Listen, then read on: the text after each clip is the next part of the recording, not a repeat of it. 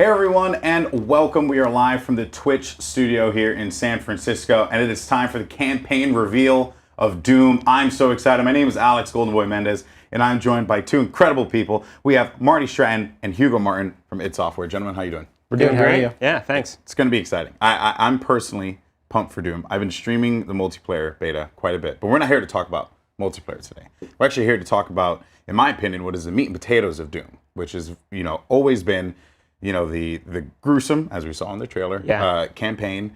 And honestly, I think that a lot of people are really pumped for this because it takes a lot of new things and merges it with all the old things from back in the day. Marty, I did want to start with you though. What was, I guess, kind of like the inspiration going into this? Because Doom is not, this isn't Doom 4. This is actually Doom, straight up from the beginning. Yeah, absolutely. First of all, it's super exciting to be able to show this stuff. It's we've been waiting a little bit to get back to the campaign. We've done a lot with the multiplayer, obviously, but it's really fun to be able to show this stuff. And yeah, like when we introduced the game, we said we kind of went back and started with what inspired us about Doom. What was the kind of DNA of Doom in and of itself. And you come to some pretty big things right off the bat. Just big badass guns. Amazing demons and movement being a really key fundamental part of the gameplay. So we focused on combat. We're going to show just a ton of combat today. A lot of the several different levels and yeah, I mean that was really the origin of where we started. Yeah, it's awesome. And Hugo, I know you're going to be playing for us. You're holding the controller right now, so you're going to get ready to dive into it. I think so. I hope that we get to see chainsaws. Yes, there will be chainsaws. There will be blood. There will be blood. Oh, there will be blood. Lots of blood. Of course, we know that you guys, want to watch the gameplay. So, I mean, honestly, we might as well not beat around the bush. We should just jump right into it. We should, absolutely. And show it off, because I'm pretty sure the Twitch chat will pop up with some Resident Sleeper pretty soon. We don't want that. We want you to just spam Doom Guy. So, let's go ahead, jump into some gameplay. Yep. Sure. Hugo, drive us through this. And Marty, why don't you set it up for us as well? Sure. What are we seeing here right now? Well, this is actually a pretty early level in the campaign. It's the second kind of mission you're on here. It takes place in what's called the Resource Operations Facility in the UAC. You've basically at the very beginning of the game you've woken up and fought your way out of a kind of a secret bunker that you're in. You don't know why. You don't have a really good idea of what's happened. And you really just you start tearing things apart. So if you don't mind answering this, I noticed the characters, the different demons and all that stuff and monsters, they flash with like orange and blue. I know that has been talked about before, but I guess for some new viewers who may not have seen Doom before, what does that actually indicate? Yeah, that's kind of our glory kill system. When you've done a certain amount of damage to an enemy, your visor and your HUD highlights them in that way. When they turn kind of that bluish, that means they're stunned and they're kind of in a state of we call it a stagger state. And they're particularly vulnerable. And you can shoot them, you can run up to them, and then glory kill them. And when you get close enough, they turn orange. That's all. That stuff can be turned off through the settings if somebody doesn't like that, wants a little bit more of a challenge for themselves. Okay. Speaking of challenge, as a matter of fact, ultraviolet mode. Oh yes, of course. Hugo's playing on Hurt Me Plenty. We didn't want him dying too much, but the challenge of playing the game is actually a really big thing. Here he's bringing up our automap, that station he touched. You find those throughout the game. Without that, you basically kind of go through and you're revealing parts of the level as you go through. But finding secrets is a big deal. So here he revealed kind of a secret space by getting the automap and seeing that there was a space above him that he might not have realized before.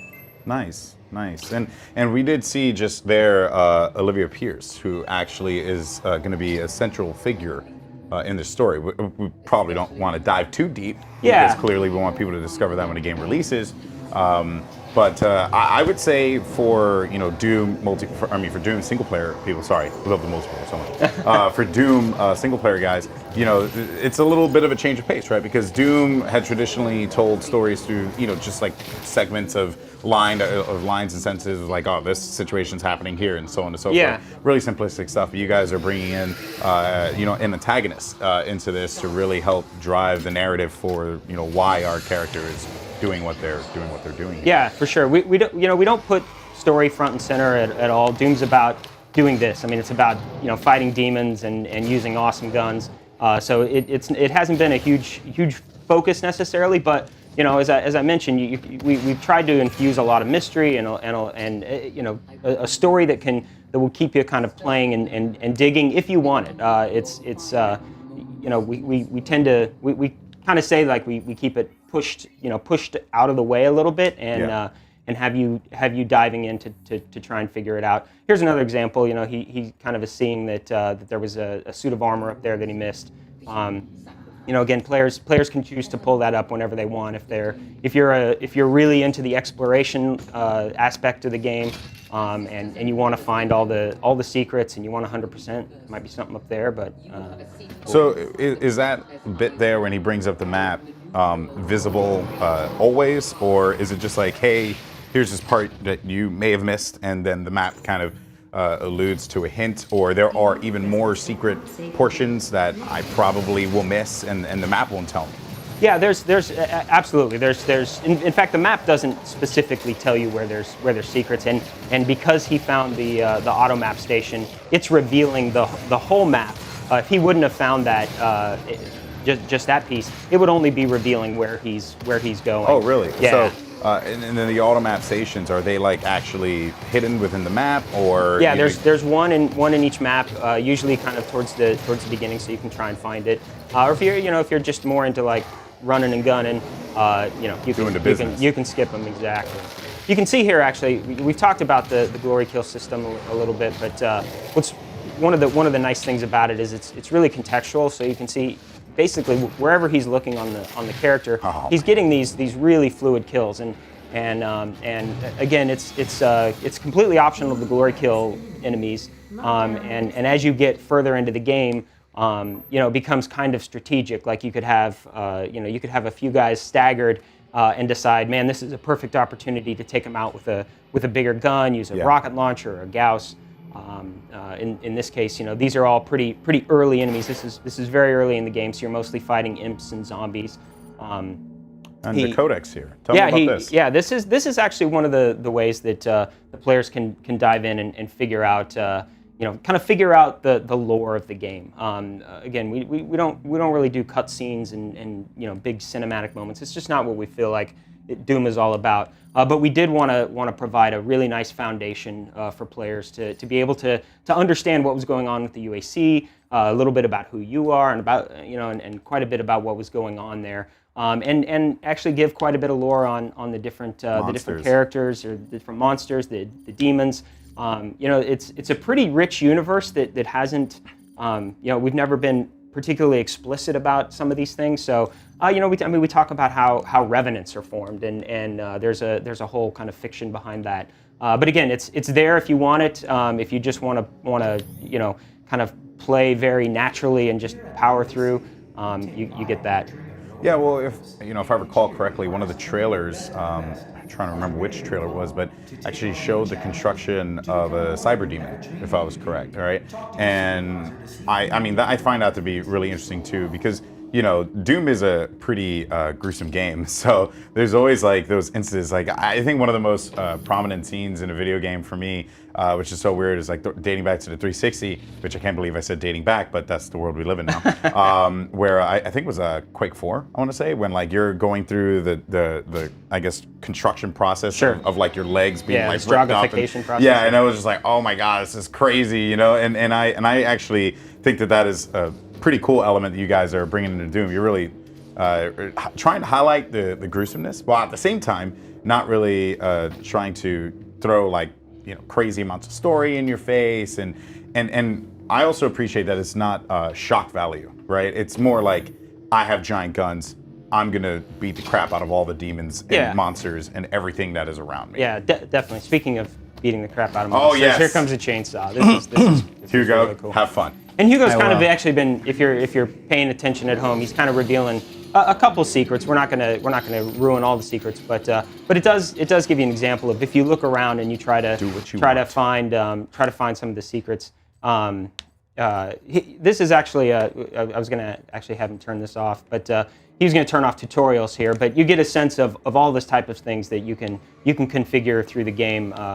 You can change, show your HUD. You can turn off the entire HUD. Turn off the glory kill highlight. Turn off the glory kill highlighting. Yeah, you can play it almost like a stripped down version where there's just you, your gun, and the demons. I saw crosshair styles there. Yeah, you can change to a simple crosshair. Okay. Something we actually pulled across. It's kind of fun to do is field of view. Not a lot of console games. Thank you. Do field of view. If you want the game to even feel just a little bit faster, just crank that up a little bit to 100. I played 110. So. Yeah. Straight up. Yeah, on the multiplayer. I loved it. Like a lot of my viewers on my stream were telling me, dude, just go full 110. Thank me later. And oh my goodness, look at that. that is just amazing. The you just mentioned just not all gratuitous. The chainsaw even has a really specific purpose in the game, and as you get deeper in and you're fighting more heavier enemies, harder to kill enemies, it actually serves as a means to when you chainsaw a guy, it gives you a massive dump of ammunition, almost enough to refill all your guns. Really? Yeah, if you notice down there in the bottom right-hand corner, there's two little kind of markers. That's your chainsaw ammo, and you find ammo throughout the world. And different enemies, these enemies take only one, one fuel cell. But some of the heavier guys will take all of your fuel, or 3 of your fuel. So you're kind of, as you get deeper, there's guys that if you get low on health or you get low on ammo, you can kind of make the choice of like, I want a really big dump of ammo when I chainsaw this guy, or I want the one-hit kill, and you kind of spend your ammo accordingly. So here's this is kind of a, we love the classic elements, kind of doing them in a new way. This is a yellow security station. This guy was able to pass through. I can see. So we do a lot of our storytelling and kind of hints and clues through the world in a very just environmental way. Mm-hmm. That doesn't stop you down. He elected to go up there and touch that. So and it gave him a clue, like that guy can get through there. So now he's kind of on a quest to find that guy. And as you can see here too, like we're kind of touching. He's looked into some areas that he can't quite get into yet, and showing some branching paths. So lots of different ways to approach getting through the space and kind of making your way through the game. Oh, I like that pistol. It's nice, little couple one-shot kills there. Yeah. What's the alternate fire for that?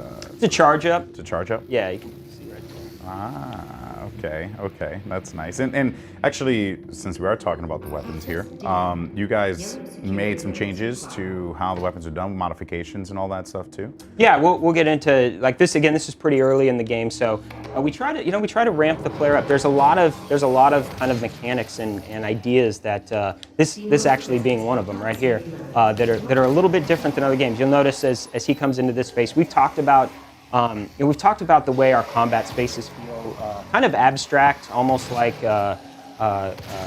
arenas, like skate parks. We tend to call them. I love those. That was a good one. Kills from above. Way to go, Hugo. Fun, yeah.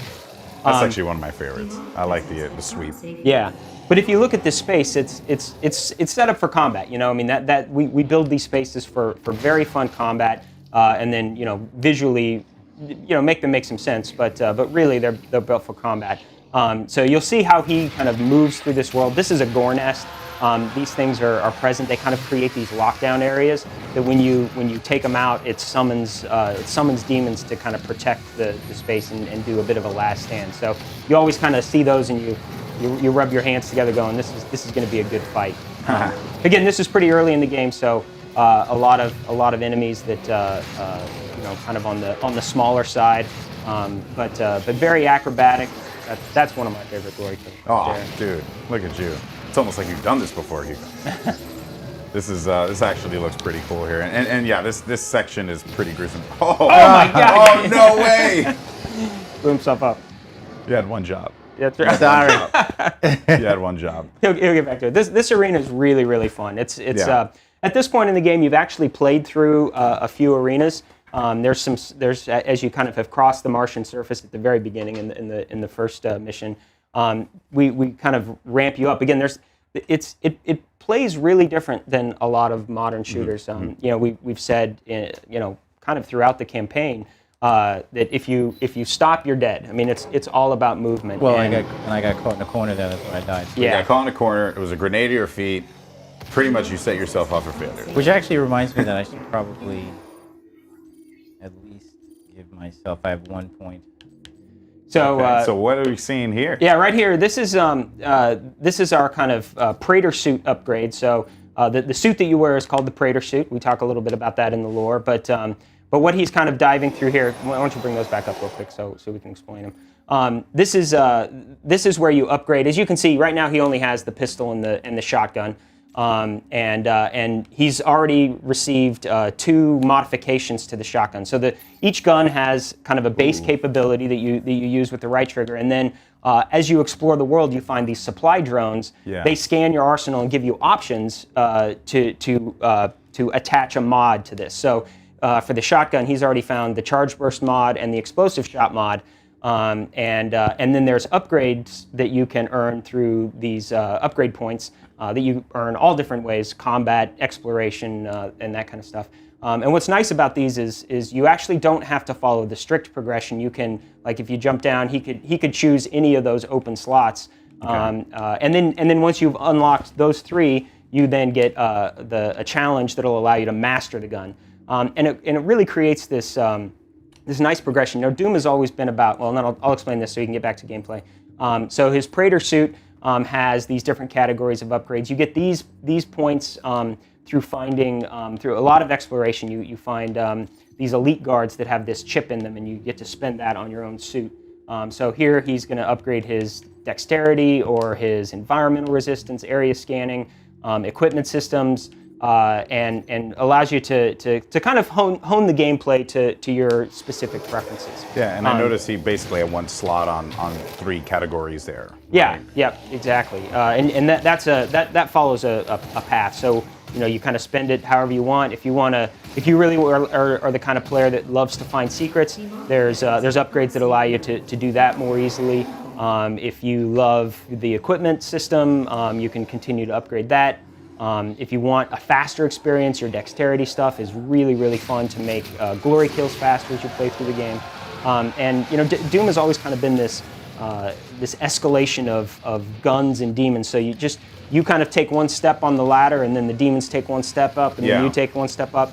And so we've done that through the collection of guns, but also the finding of mods, and then the progression through upgrades. Yeah, and I'm noticing that too, right? He went after the that particular with the gore segment. Yeah. And the monsters that are popping out, aren't your big monsters at this point in time, right?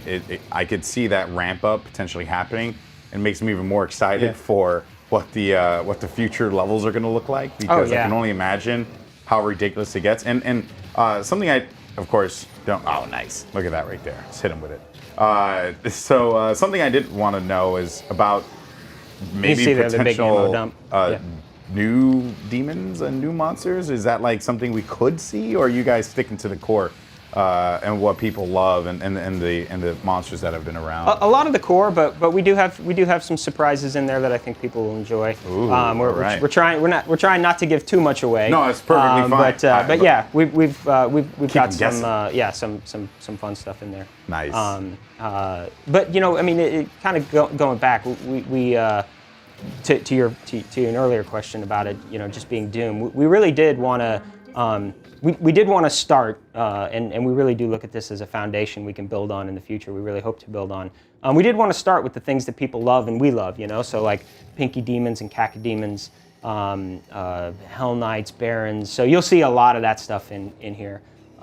This is again just another little clue of following the guy you're looking for. Yeah. That's my yellow key card, basically. That's your yellow key card. Yeah, kind of a new take on yellow key card. Okay, that's cool. So now, speaking about the missions too, you know, of course, the community has a very deep appreciation for all the various missions, and like they play them over and over again and find new ways on how to improve on their whether it be their strategy, their approach, or just enjoying the design of the levels. Because if that's actually the one thing that I've noticed a lot about the Doom community, because I've been reading a lot of the Doom subreddit, various Doom community sites, and what I thought was pretty cool was really seeing the appreciation that these guys have for game design and the approach. And I think you touched on that a little bit, saying like, this area here is built for combat, right? And like, and you layered it, and of course, I'm fully expecting the community, when the game comes out, to deep dive and break down every single detail. So with that said, speaking of like what people can expect, when they play the missions and whatnot, how long can they expect each mission to be? Is it just cater to how long you want to take? Like if I run through everything like a crazy person, like how long would like the average time from start to finish for each mission? It really depends on how you play and how much time you spend. Most of our play tests, we do focus tests at the studio. Most of our focus tests for new players who kind of their first run through of the game, if they're looking for a moderate number of secrets and trying to upgrade their guns and that kind of thing.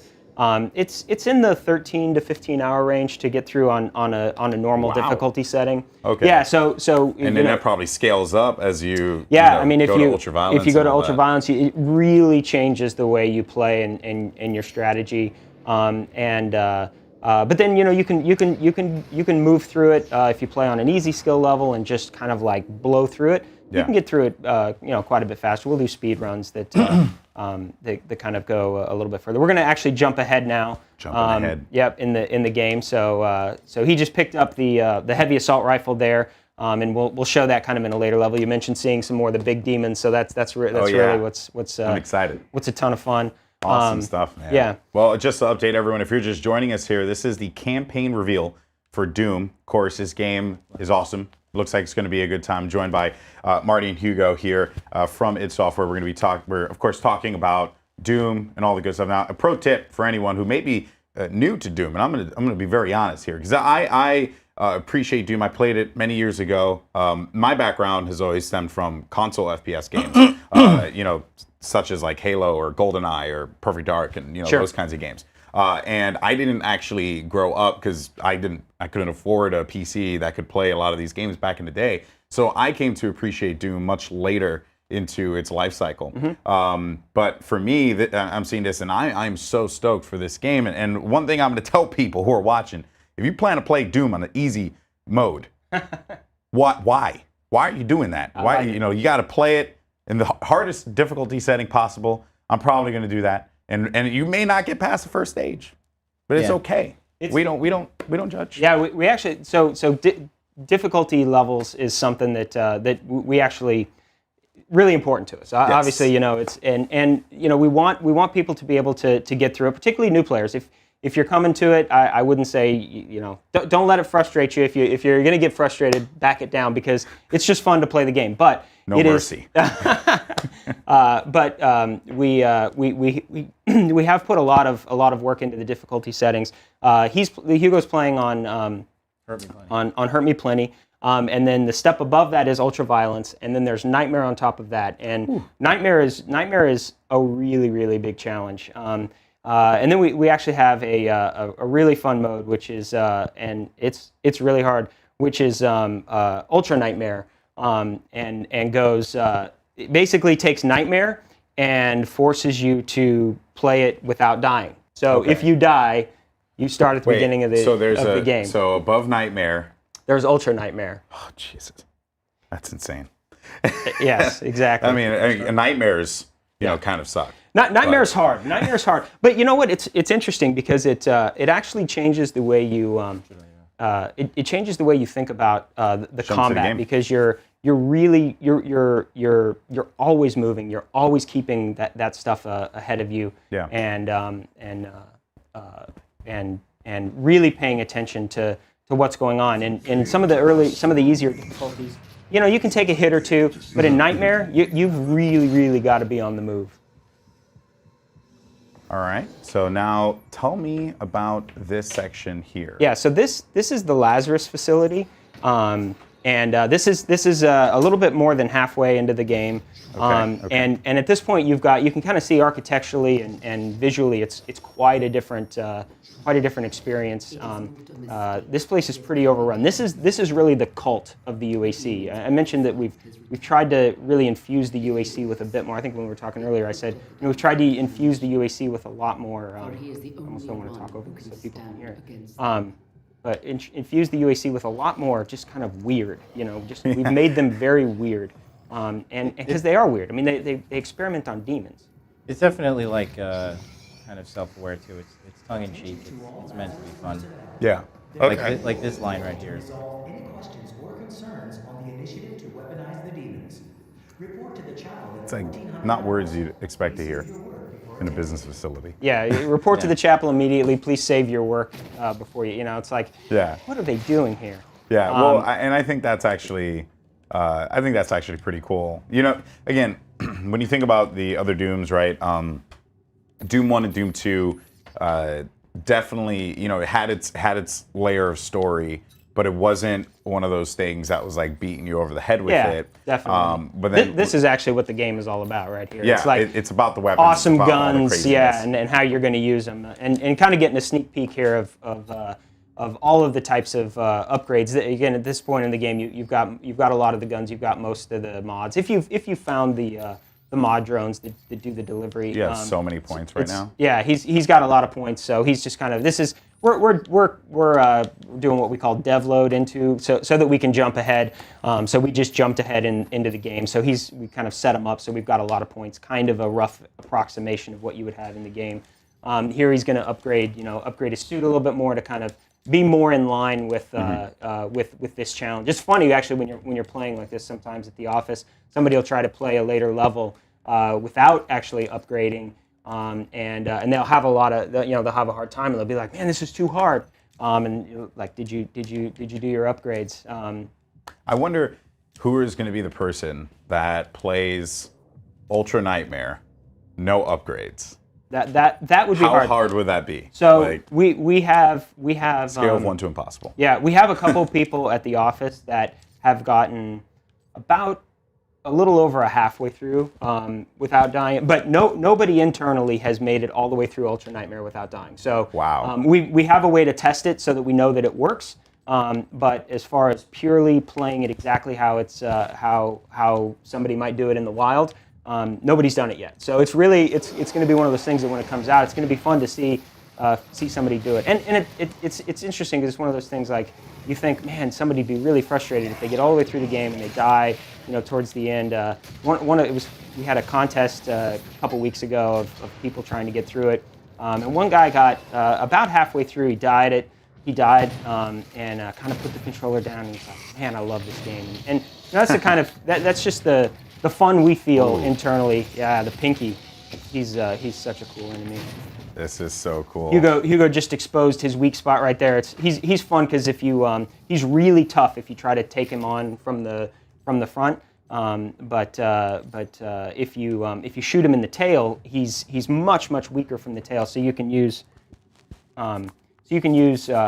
different guns and different combinations of guns to kind of exploit that weakness in him. That makes sense. So, Hugo, you've been playing this quite a bit. Yes. Kind of want to get your thoughts. Who's like probably one of your like favorite demons to face off against? Probably the Pinky, because of what Marty said. Like we work hard to make sure that the enemies really make you think. Even though it's like a full-on action game, it's all about killing demons. There's definitely like a lot of strategy that goes on while you're fighting, and the Pinky really introduces that because he's armored from the front, weaker from behind. You kind of have to game him to get him to charge you, so you could spin around to his backside and hit him where he's not armored. There are different mods and stuff that you can use to do that, so it's, sorry, trying to concentrate. It makes it pretty fun. You do what you have to do. Okay, you slay these demons. You destroy these monsters. Right now, actually, I have something set up where I can get I have my runes set up, which is another part of the progression in the game, where basically I've equipped myself for speed. So you unlock these doing challenges in the game. This one is vacuum, so I can actually suck up some of the resources in the world without actually having to walk over to it. Okay, this one that's is cool. savagery. I can perform glory kills faster, and this one is blood fueled. I get a speed boost once I perform a glory kill. Yeah, so that one's really fun. If you love the speed of the game and want and even you've gotten used to it and you can control it really well, he's my favorite enemy in the game. I love him. I have a running joke with my stream. I call him the Scottish Demon whenever I get him.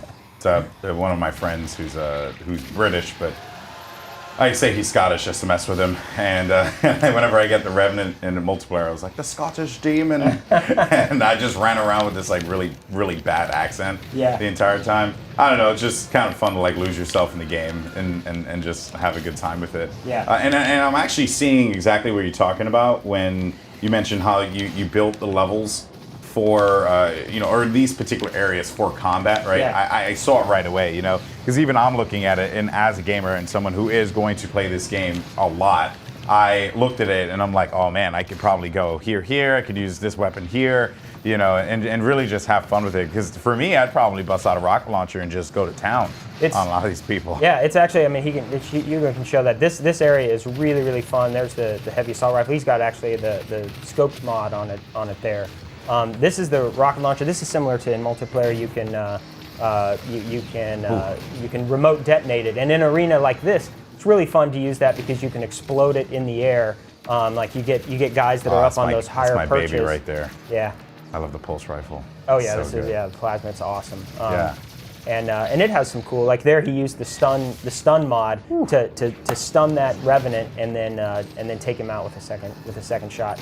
Oh my God. One of is the that? people saw this at E3, but why don't you show real quick the weapon wheel? Because it's a fundamental part of actually switching weapons fast. Chain gun. Yes. Yeah, this is really cool. What chain is gun. that? Is that a? That's the base. That's the base chain gun. But what is he fighting? I can't Oh, see. I think that was a Hell Knight. Oh, it was a helmet. Okay. Yeah. Can't see too well from here. Oh my God, that's so cool. Oh, he's just picked up haste. Yeah. Oh, that's sick. And it's cool to enter an arena. I mean, it's kind of like a bit of a pro tip.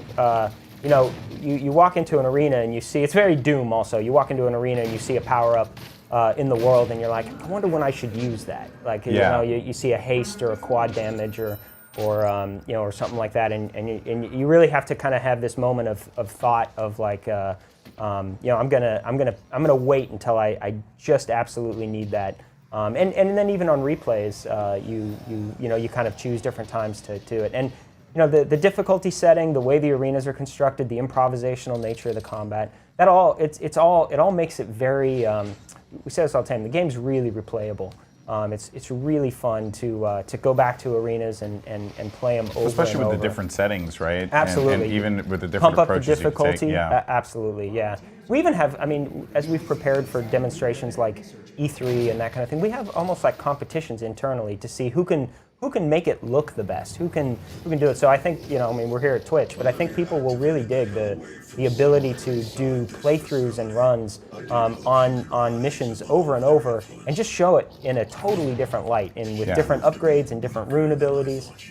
Well, I think what's really going to be exciting, in particular for people who stream Doom on Twitch, is, one thing that people love to see is failure. Yeah. Okay, they love failure. Yes. Okay. I think games like Dark Souls are a testament to that. People love watching that. They love watching people fail and get frustrated and do all that stuff. I watch a lot of those streams where they have death counters at the top of like how many times they've tried to do this thing. And I think that is something that people are actually really going to gravitate to here, right? Yeah. Like how many times I fail, how many times I succeed, how I do so, and the sick things that happen mid-game, because there's always going to be these crazy moments. Yep. So something I did want to touch on here is, of course, Doom, you guys brought back a lot of mechanics that were very familiar to Doom, such as no reloading, which I just want to point out, first day playing the multiplayer beta. And I, again, had never really touched Doom that much. I wasn't, too familiar with it. And I was playing and I'm like, where do I reload? I'm just so used to reloading. Yeah. And then I was just like, oh, you don't in Doom. But then you guys also added, things that weren't in the original Doom, such as, jumping, right? Yeah. Which is something that you really couldn't do in that. It'd be hard to not have a game nowadays without jumping. Yeah. But I think that is quite interesting because a lot of, to be realistic, these days a lot of people are kind of releasing games with very similar mechanics, whether that be aim down sights, whether that would be sprinting. A variety of different tools. We're seeing movement really play a role in a lot of different things now. What was, I guess, the challenge for you guys there? Because essentially, you have to make a game that is classic Doom, right? Mm-hmm. Like you have to make a game that speaks to the community while also making a game that speaks to a new audience. And do you feel like you hit that balance there? I feel like we did. It is a challenge. We've spent years in development on this. This is actually I'll answer that question, but this is actually one of the rune trials. But just to show it here. So we talked about those. We talked about the runes that you can earn. You do these through these trials, and they basically take you to a different. Kind of like a little challenge level. Oh, that's sick. So you just got to destroy everything in a minute and 30 seconds, 14. For this different one every time. Yeah, it's different every single time, and each one gives you a different rune trial. There's 12 of them throughout the game, and that one is destroy everything within a certain amount of time. There's ones where it's more about movement and getting through through the world in a certain amount of time. And then again, those unlock these. These are upgraded or mastered through challenges, so you can see their vacuum. You can upgrade. It's actually already upgraded, but some of the other ones, you have to kind of continue to use that. The nice thing, actually, if you go back to runes real quick, it's when you get your first rune, you get these slots, and so you get your first slot. But then as you continue to play, when you've found and been awarded 4 runes, it opens up a second slot. And then once you've done 7, it opens up a third slot. And these are all stacking capabilities. So you get this really awesome ability to tune the gameplay to exactly how you want, just based on stacking these runes together in different combinations. And you can adjust these at any point during the gameplay. He just jumps in here and does this. So you get into a boss fight, and you may adjust your runes. Like you maybe don't want something that plays so much into glory kills. You want something that gives you infinite ammo when your health or when your armor's above a certain, which is another one of them. So you can kind of fine tune your gameplay based on the situations and based on how you want to play. We're gonna jump ahead again. That's why the stream went away. I showed that auto map because the runes are like a huge part of like the experience in Doom, and you could really tailor, like Marty said, the experience to however it is you like to play. Like I set it up for speed. I'm gonna play the next one and set it up more for like a defensive strategy where I can pick up armor every time I glory kill somebody.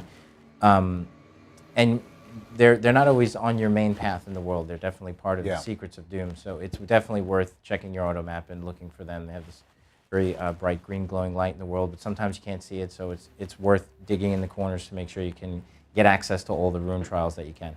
That's cool. And I wanted to kind of touch on that question I asked you beforehand about balancing the new with the old a little bit. I guess, what were some of your challenges there?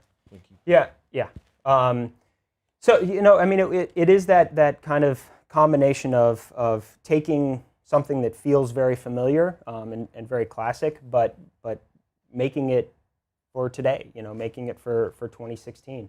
I think when you watch the gameplay, certainly when you play the game, you feel like you're playing a Doom game because it's that constant chess match that happens with the enemy. It's the challenge of it, and when you get into these fights, there's like a micro loop of decisions that you're always making about, like, okay, I see a Baron over there. I've got 2 imps in front of me. I've got a Hell Knight over here. Like, how do I want to take this on?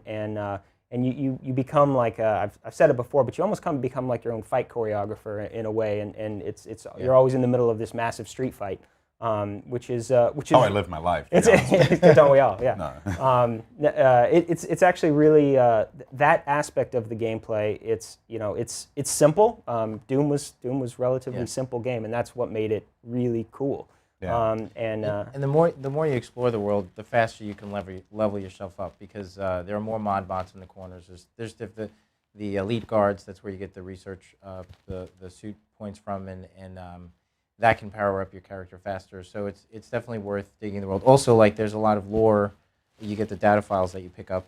So, and out of that is what you fill up your codex with information. And when you're done, we kind of treated the codex like it was the UAC cult handbook. So it's pretty cool. If you read it, the first entry of anything that you pick up, like on resource operations, the first map we played, it's a pretty straightforward, like, public-facing message about the resource operations facility. And then the second one is what we consider kind of like you've now gained access. You're like tier 2 advocate of the UAC program, and that's when it gets very culty and weird. And as you go through the game, it'll get even more so. And then again, it's very self-aware. It's not taking itself too seriously. It's meant to be amusing and fun.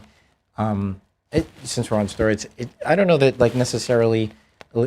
We built up a lot of lore so that way we would have, like, everything has a story behind it, and we're laying down the foundation for what we feel like is something that's good for the franchise. But again, it's totally out of your way, though. Like, if it's there if you want it, you don't have to sit there and listen to any of the audio files or the echoes. The echoes. Just, yeah. I mean, I'm hamming it up a little bit so people can see it, but, like, you could just rip through it really fast if you want to. Was that like a key point of feedback that you took from the community and also just from yourself? Because I know you actually have been involved for quite a while. I've worked at it a long time, a little over 16 years. So kind of id games are it's almost all I've made is id games. So, and been a part of. So yeah, I mean, we took a lot from that.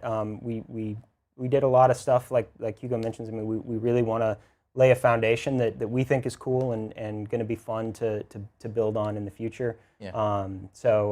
But yeah, I mean, adding again, it's everything we do or we've tried to do from a classic perspective or bringing it forward. It's always trying to make it really, really fun for somebody who maybe hasn't ever played Doom. We always have to keep that in mind. There's people out there that we want this to be their first Doom game.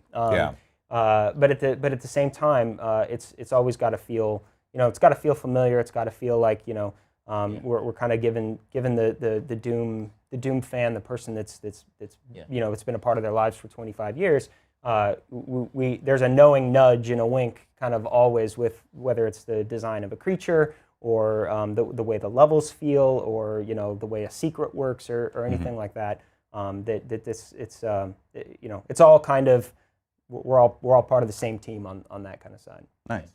So we have we're another level here. Yeah, we're gonna jump here into so that last mission. I kind of breezed past the intro of it, but that was Lazarus. That really takes place before you go too far here. That takes place partway through, and again, that's really where you start to explore how deep the cult goes. And we keep calling it a cult. It is. They do some weird stuff. It's where it's kind of the facility that Olivia, who you mentioned earlier, is the head of, and so you're just breezing through these upgrades right now. Yeah, this is just to get him set up. I've done this a couple times. Yeah, I'm almost certain you have. you normally wouldn't get to do this. This is kind of, as a developer, it's fun to just, oh my God, I got 75 points. I get to spend them however I want. Yeah. Well, I can even imagine though people they're going to deep dive into this game for a very long time. Yeah. And I can just imagine them just twiddling through all the menus and just flying through everything. Yep. And getting what they want with this, which of course it's always awesome. As people deep dive into games. Yeah, and I think people will enjoy. Like, I think speedrunners will have a good time because when I watch guys at the office that are doing kind of the speed runs, they know exactly which rune they want, which upgrade they want as they go through. So it is that thing. I get an upgrade point, and I'm banging through to kind of hit it. I think it's going to be a game that people really like to stream and create videos of. We have moments all the time in the office that just is like, I wish that was being recorded right now. So I think people will do that a lot. Well, now might be. Yeah, right? yeah, like absolutely. It's coming out. It's so close. May 13th, right? That's right, May 13th. Which a couple is, weeks away. I guess, both exciting and scary at the same time, Yeah, right? it's mostly exciting. I mean, anytime you Scary in a good way. scary in a good way. It's we both have kids, and it's kind of like they're not quite college age yet. Mine aren't. Mine are closer. But it is kind of like sending a kid out there into the world. Now this looks like downtown San Francisco, Exactly, right here. yeah. This, and I think that is for anyone who's visited this. The only thing that's missing is like a homeless dude in the corner. But this There is might be one about around it, right? BART station to the left, we're good there. Yeah. That's pretty much where the Hellspawn horn is located. So Yeah, what is going on here? This is Titan's realm. So this is Hell's kind of broken up into these fractures, and this is a kind of what we call a fracture of Hell that is actually you actually get a little bit of lore. These are what we call Slayer testaments. These are kind of some of the way that you get. Again, you just touch it, you can listen. You don't have to listen, whatever. We don't want to say what it's about. Though. Yeah, we don't want to say what it's about, but you start to understand even more lore about Hell in the player and Yeah, that because kind of stuff. Doom 1, Doom 2, you've gone there, you went there, you did that. Yeah. You went back again, you did it again. Yeah. But it was always just like, you're shooting demons in hell. That was always exactly. like And the premise. And that's what you'll see here. I mean, it's a lot of shooting demons in Hell. It's kind of taking the fight to their home turf. Now this is a cool moment. I remember you guys showed me this yesterday. Yeah. And to me, this screams Doom. Yeah. How often in a game do you get to jump down a demon's, And then- like a corpse to the demon's throat? Land in a pool of blood. Yes. And then it pretty much just get bombarded as soon as you come out. Yeah. This whole level is kind of built around the idea that it's this fracture of Hell that you're kind of continuing to go down through, and actually you end up on the other side of it. Kind of, it's almost like going through an iceberg of Hell, and ending up on the bottom. But this, Really weird this, to use ice with Hell, Yeah, but I respect Hell it. freezes over. But this first part is kind of built in the as you saw there, you kind of went down. It's like a demon, a Titan demon graveyard. Can Glory kill those guys? You can actually if you're up and you can get close enough to them, or they're low, you definitely can. All right, Hugo, your challenge, if you choose to accept it. If you run into another one, go for it. Oh yeah. I want to see that so bad. That'd be so sick. So this is a Cyber Mancubus. There's so much to talk about as he plays through it. Yeah, So, Cyber Mancubus. The Cyber Mancubus, he's kind of a UAC kind of. Kind of looks like my first creation girlfriend. of- That's what's up. Whoa. I had a rough high school. Yeah. He had pulled up the chain gun with a modification.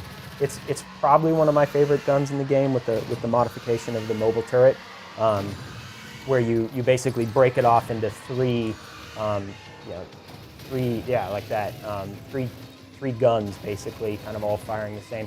And when we insane. talked about the weapon wheel, again, like you get to carry your guns with you all of the time. And have access to them, and as you get deeper into the games, revealing another little secret here. But as you get deeper into the game, not only do you have those 8 guns that are on the wheel, I'm not going to reveal it. but each mod. You can't just go there and then choose not to reveal it, Hugo. It's just that's not how this works. You can't just tease the viewer. You know what though? Like I'm worried we reveal too many secrets. They've seen too much. They have seen too much. All right. But the mods you can access, once you have like a couple mods for a gun, you can only have one mod on a gun at a time, but you can switch between them really fast. You've seen him do that a couple times here, where he'll switch between 2 mods really fast, just a quick button press. So between the weapon wheel and having immediate access to all those guns, and each gun having a mod, and then kind of a fast switch to the other mod, you end up with like 20 different combinations of guns that you can use at any time. That's a great strategy right there. There's like pro tip, number 1. Pro tip with Hugo, number 1. Exactly. Like shoot a pinky with the stun, kind of stun him a little bit, and then swing around him and shoot him in the butt with the super shotgun is fantastic. While you're on this screen, not only the auto map there you can see, but we've talked about the upgrades. You get those through a number of different means. Leave that up for a second. So on the right-hand side there, you can see, leave the challenges up. You can see those challenges. So those are mission challenges. Again, these are totally optional. If you wanna get one upgrade point per challenge, you can do those. It keeps track of that and informs you. Then there's exploration challenges. So in this level, you can see there's 6 secrets that you can find, and if you find half of them, you get 1 upgrade. If you find all of them, yeah, you get the weapon upgrade points. yeah, those are all weapon upgrade points. And then you get upgrade points. You can see up in the top right corner, you get upgrade points for just regular combat. So lots of different ways to earn upgrades. And then and then the mods actually have separate challenges to master them, which makes them even more powerful. Almost a level of power that is just it's overwhelming. They really become super powerful, and when you focus on a gun and make it a big part of the way you play. Nice. So now you're basically just in full-fledged demon monster slayer mode. Yeah, and at this point. once you memorize everything on the weapon wheel, you can kind of quick switch between it. I've been doing a lot of that, and make sure that you get the right sort of tool for the job. It's actually it kind of comes from the way and the weapon wheel works great on the PC, but that desire comes from playing on the PC. You know, when you play a game with all the guns, where you're carrying all the guns, it's way more important to be able to just reach up and hit the number key that you want. So we kind of wanted to design for the consoles, design that capability where you can get to any weapon really quick without having to cycle through all of them. And the weapon wheel kind of puts the game into a slow motion state for a little bit. And on the PC, it's similar. Yeah, absolutely. You just pull the weapon wheel up, or you can scroll through guns using the the mouse wheel, or you can pull up the weapon wheel, scroll to a gun, or move your mouse to it. So it's kind of a universal system that I think just works great when you're trying to manage kind of that full load of guns. Oh boy. Again, you can see like Oh. one of my favorite moments. Oh man, you The gotta gutting of the like mancubus. prep that up. You can't just do it. You know, you have to like get us prepared for it. Chainsaw Revenant. Dude, Chainsaw dude. Revenant. Oh, absolutely. Crushing my We'll dreams. have to right we'll have to find some gas. now. Crushing my dreams. You'll find gas in hell, of course. It goes without saying. Oh man. Oh no. That is so cool. Yeah, you end up, when you get into missions like this where there's just an overwhelming number of demons, you end up using glory kills somewhat strategically, and they actually play into the harder difficulties a little bit, because when you go into them, when you actually activate it, Yeah. you have a moment, just a very brief moment of invulnerability. So when you're playing on something like Nightmare or Ultra Nightmare, you almost look for those moments where I can go in and glory kill a guy if I'm hanging on the edge of death, and because when you glory kill, it drops a greater amount of health and ammunition. Yeah. So there's a benefit to doing it too, and again, when you're playing on a higher difficulty, it's particularly useful. Yeah. You see, Hugo's been using grenades, so we haven't really talked about equipment. You find throughout the game, you find a few different pieces of equipment. What you've seen there, riding the edge of death there. For Hugo lives life on the edge. Okay, this is what I've discovered with him so far. Throwing grenades on the floor, not prepping up chainsaw kills. There's just a lot of craziness with this guy. Go for it. Oh my goodness. I love that. That's a great glory kill. That's a good one. Oh, I missed him. Yeah, each demon, when you fight it, you can kind of see him here lining up, and pinky charges, and you swing around. It's like being a bullfighter. You just smacked him with his back, With his tail. with the tail on his back. That's disrespectful. But I'll take it. That's cool stuff. That's really cool stuff. And I see the haste there too, just hanging out. You pick and choose when you want to use it. All right, so this way like, hey, this is going to be a good opportunity for me to take advantage of this, and absolutely. And you just jump right through a portal here. So Yeah, again, another kind of classic thing. It's like we use teleporters throughout the game and portals that allow you to kind of zip from one space to another. We've incorporated, movement is such a big thing. I didn't even talk about it when he was in the last in the Lazarus mission, but he has a double jump capability at this point. So you start out with just a basic jump, and then a few levels in, you discover these kind of double jump boost boots, and then double jump becomes a big part of your movement package, and it's just like, so he'll use it. You know, he uses it a lot throughout here. That quad damage? Yep. Yes, it is, and it's perfect. It's perfect example. You may want to wait for that. Really? Yeah, because most of the fights escalate. So you get in, and if you can kind of handle things okay, a lot of times you want to hold off a little bit until you know that the fight's gotten a little out of control. Oh, that's just wrong. Pick it up. That is just disrespectful. Pinky gets no love here. Oh, geez, Louise, that's insane. That's cool though. That's really cool. And that's a great example of, a guy gets staggered, and then he uses like a fast kill gun to take him out. You don't have to glory kill every single time. It's kind of a part of the strategy as you play. Yeah, and I could go through the whole game probably just not glory killing. You could if you wanted to. Yeah. You know, it's once you start playing, it's one thing to watch, and then playing is just again, it's like dancing. You kind of get out there, and you're like, it just feels good to be moving through these spaces, and you get into a flow. It is that similarity to without the reload, the fast movement, you're dodging projectiles, all these ideas that early in the game we try to introduce kind of slowly. Because they're not common when you play most shooters today. You try to hide, or you try to let your health regenerate, or that kind of stuff. In this, you blast through, you keep moving.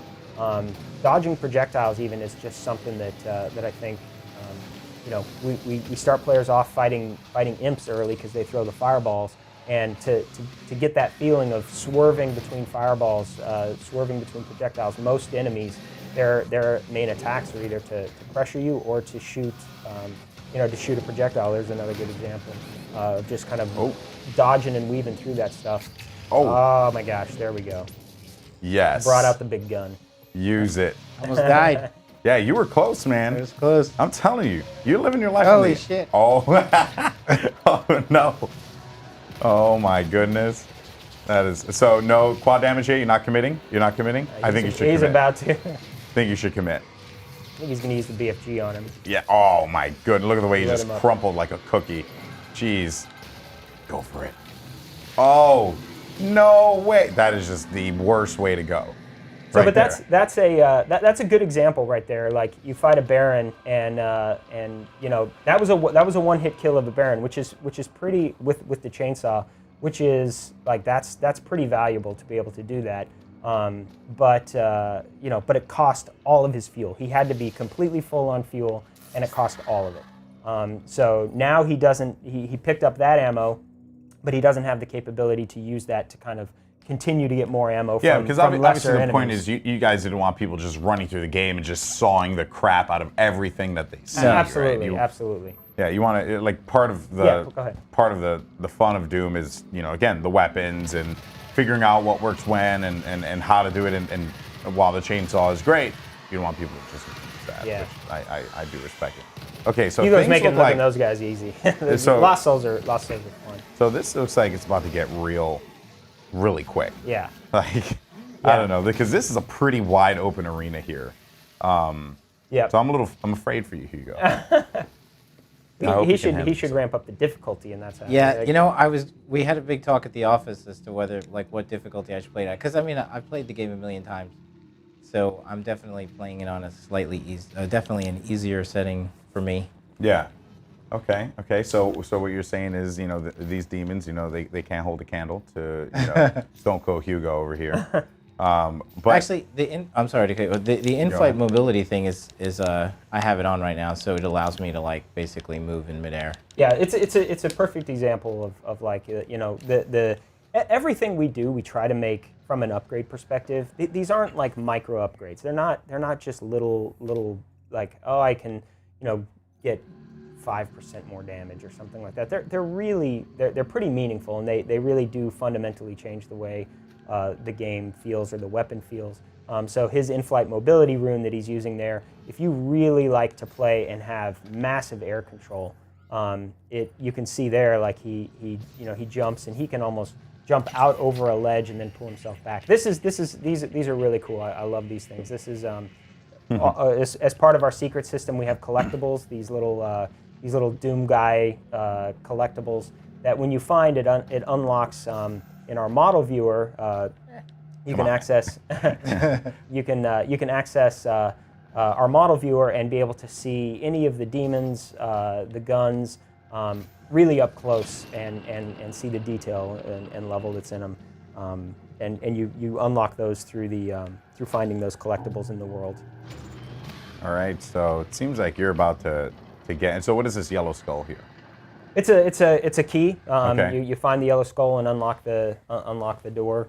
Is that where you're leaving that? I think that's where I'm going to leave the player. This guy, man, I can't believe you do that to me.